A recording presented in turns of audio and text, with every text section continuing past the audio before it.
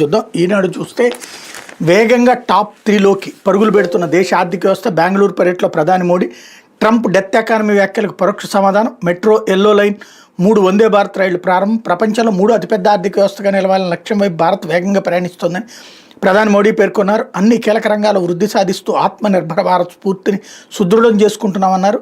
భారత్ మృత ఆర్థిక వ్యవస్థను అమెరికా అధ్యక్షుడు ట్రంప్ ఇటీవల వ్యాఖ్యానించిన నేపథ్యంలో ఆయన ప్రకటన చేయడం ప్రాధాన్యత సంతరించుకుంది.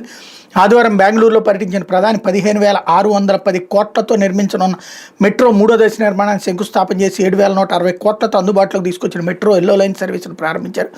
ఈ సందర్భంగా ఏర్పాటు చేసిన కార్యక్రమంలో మాట్లాడుతూ శత్రువులు సరిహద్దుల ఆవల ఎంత దూరంలో ఉన్నా తప్పించుకోలేరని ఆపరేషన్ సింధూర్తో రుజువైందని పేర్కొన్నారు. ఉగ్రవాదులకు మద్దతు ఇచ్చే పాకిస్తాన్ గంటల్లోనే మోకాళ్లపై కూర్చోబెట్టిన భారత్ ప్రపంచానికి తన కొత్త శక్తిని పరిచయం చేసిందని ప్రధాని వ్యాఖ్యానించారన్నటువంటి వార్తని ప్రధానంగా హైలైట్ చేశారు. ప్రత్యర్థితో చెస్ యుద్ధం చేశాం, ఆపరేషన్ సింధూర్ అసాధారణం.